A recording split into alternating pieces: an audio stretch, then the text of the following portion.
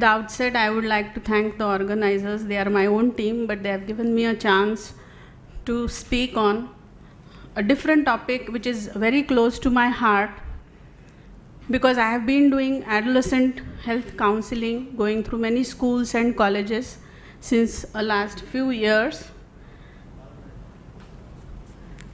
So what I have learned from whatever I have encountered in these endeavors, I would like to just sum up what the challenges are in front of the adolescents which come up when we do these adolescent counseling sessions, and what points are to be highlighted when we go ahead and do these sessions.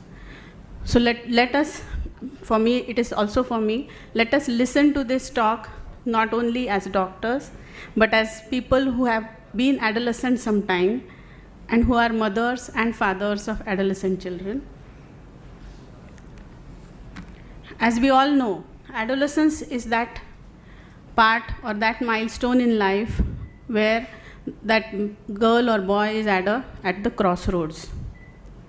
Why? Because whatever decisions or whatever steps, right or wrong, taken at this point in time during the adolescence is going to affect the entire life of that particular person. मी एक कविता लिहिली होती पेपरला, छापून आलेली, तर ती मराठीत आहे. I just like to go through it. पौगंडावस्थेतील आव्हाने हे आर्टिकल लिहिलं होतं मी पेपरला. वाटते मला की वारंवार आरशात रूप बघावे, चार चौघींमध्ये उठून दिसावे, केश रचनेचे प्रयोग करावे, कुणीतरी मला वळून वळून बघावे. वाटते मला की ज्येष्ठांचे नियम मोडून बघावे, वाटेल तेव्हा यावे, वाटेल ते करावे, ट्रॅफिकचे सिग्नल शिताफीने तोडावे, भरधाव वेगाने सगळ्यांच्या पुढे जावे. वाटते मला की मित्रमैत्रिणींमध्ये सदा रमावे, स्मार्टफोन इंटरनेटच्या विश्वातच डुंबून जावे, सिगरेट दारूचे प्रयोग करून बघावे, स्वतः पारखून समस्त निर्णय घ्यावे. वाटते मला की एखादे तरी प्रेमप्रकरण करून पहावे, सिने तारे तारकांप्रमाणे देखणे प्रसिद्ध व्हावे, माझे व्यवसायाचे क्षेत्र मीच निवडावे, आईवडिलांनी सगळ्यांना मम म्हणावे. वाटते मला की माझ्या बाबतीत सगळे मनासारखे घडावे, सगळ्यांनी मी म्हणेल तेच ऐकावे, मला स्वच्छंदी निर्बंध भटकू द्यावे, माझे हे सगळे वाटणे खरे व्हावे.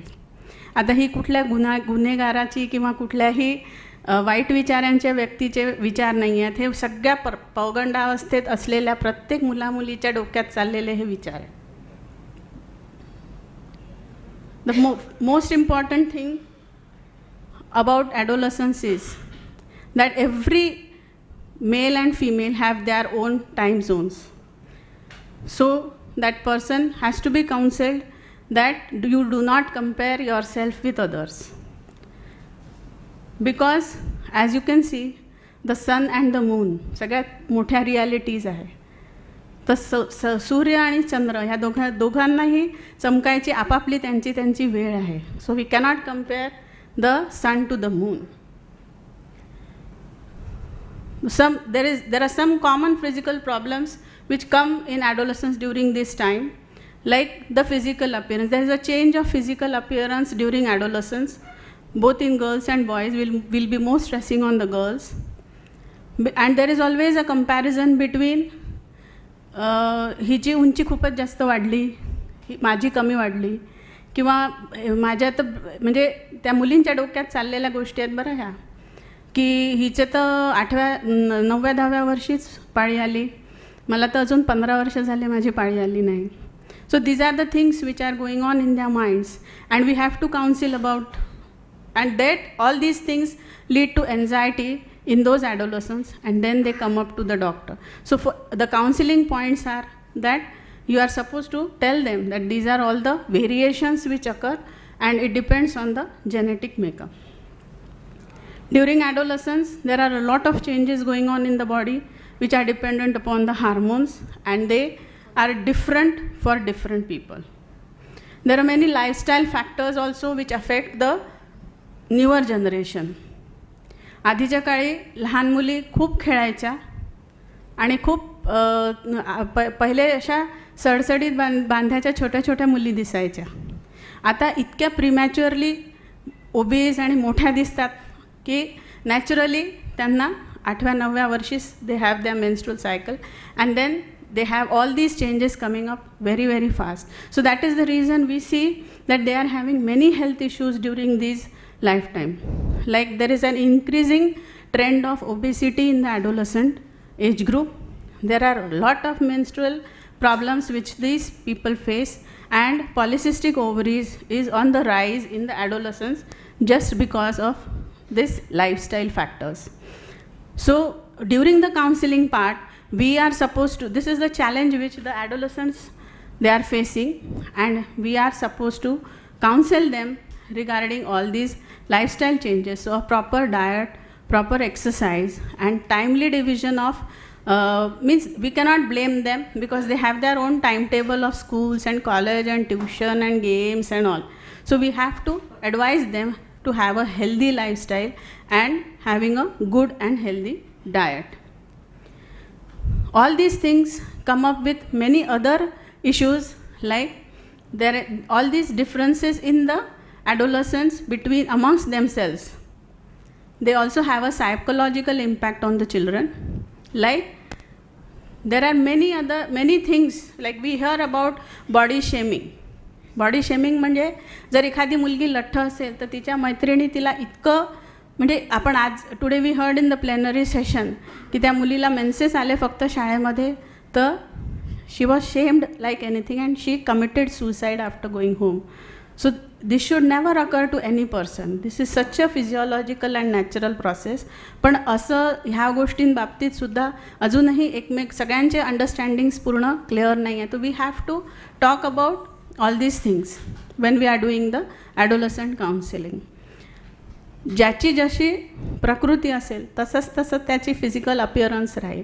तर कोणी कुणालाही खूप लठ्ठ झाली, खूप बारीक झाली, अगं बाई तुझं अचानकच वजन वाढलं, तुझ्या का बरं गं खाली तुझ्या दाढीला तर केस आले, तू काय मुलगा होते आहे का, all these talks which occur amongst them, they are going to be anxiety and depressive factors for the adolescent children.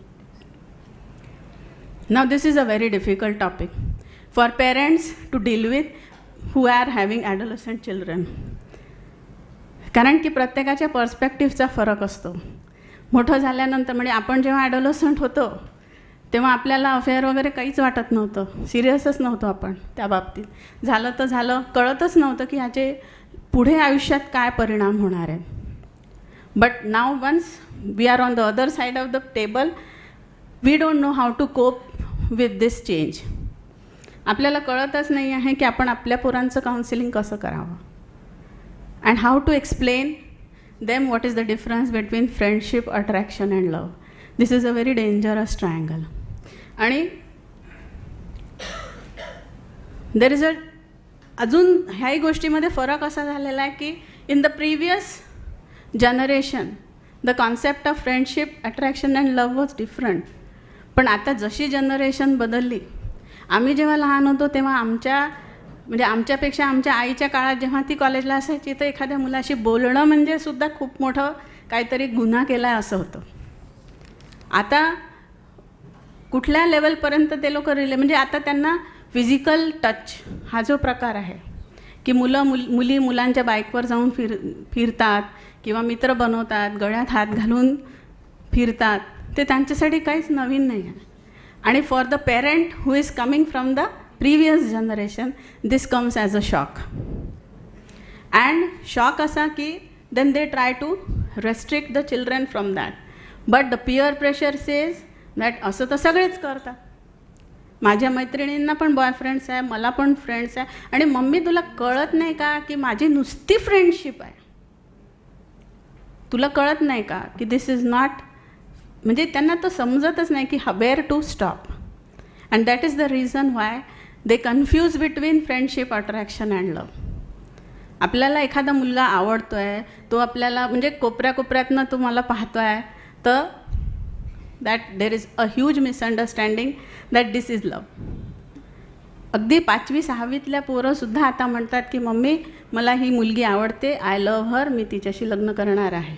पण त्याला त्या वयात खरंच ती मॅच्युरिटी आहे का समजायची की this is not love, this is just a hormonal change which is occurring in the body which gives a rise to attraction to the opposite sex. So this has to be clearly included in your talk. Thank you, ma'am. Just 2 minutes. Miscommunication is another one factor which is most important. आई वडील आपला perspective समजूच शकत नाही पोरांना, and that is the reason. हा एक खूप सुंदर clip आहे की ते काका मुलांना म्हणतात आहे की अरे मुलांनो झाडांवर प्रेम करा. तर तो मुलगा रिप्लाय काय करतो, तेच तर मी सांगतो आहे काका, मी हिला किती वेळचा चालतो आहे की सर झाडावर प्रेम करू वरती, तर ही म्हणते की मला झाडावर चढता येत नाही. Means they cannot understand even what the parents want to talk. Again mind your thoughts. This is another important thing that we have to develop a positive and negative thinking, and the psyche at home really matters. A positive psyche around the children will really give a positive thought process to the children, and even appreciation of small things which the children do will really make a big change. And they have to be taught how to respect the person of an opposite gender. Safety, all of us are aware that safety is first, and physical safety and safety at the school and workplace, or safety at home is the most vital thing. And there is whatever is happening now is because of this collapsing system in the society. शेजारचे काका आता bother करत नाही जर मुलगी त्यांना दिसली कुठेतरी कुठल्या तरी भलत्या मुलासोबत. जुन्या काळी तेच काका तिला थांबवून एक झापड तर नक्कीच मारू शकले असते. So these are the changing societal things which are happening, and because of this also again there are so many problems. Education पाहिजे हे सगळ्यांनी ॲक्सेप्ट केलेलं आहे, but now the things are changing. आता अति करिअर ओरिएंटेड झाल्यामुळे पण problem येत आहे. There is undue importance to academic achievements, but interpersonal relationship development and life skills training is lacking. And मुलांनी एक जनरेशन अशी झालेली मधली की त्यांना असं वाटतं आहे की मुलींनी शिकली पाहिजे, सून नोकरीची मिळाली पाहिजे, इथपर्यंत ठीक आहे, पण म्हणून मुलांनी पण घरातल्या कामात लक्ष दिलं पाहिजे किंवा त्यांनाही घरगुती काम आलं पाहिजे. Not just to please the wife but to have a good life skill, हे पण खूप इम्पॉर्टंट आहे, and this should be taught to the children. peer pressure is the only most important factor in the addictions which are coming up, and a criminal mind. peer pressure पण म्हणजे बाजूच्या मुलीने doctor मुलीशी लग्न केलं तर म्हणून तिला असं वाटतं की माझ्या मुलाने पण डॉक्टरच मुली, म्हणजे this pressure is on both the sides, both on the parents as well as the children, and that is changing the structure in the family. आणि the most important role is about media also. Media is saying live life king size. म्हणजे काय करायचं की दारू पिल्यावर खूप मजा येते, लिव्ह लाईफ किंग साईज. पोट्टे काय घेतात त्याच्यातनं की हां दारू प्यायला पाहिजे. And there is a major role of movies and media. And we must as clinicians we must identify an adolescent in difficulty, and we must not avoid the issue, and we must intervene and do a proper adolescent counseling to have this good positive image of children who are developed in all the fields rather than one particular field. Thank you very much for patient listening. Thanks, Lalita.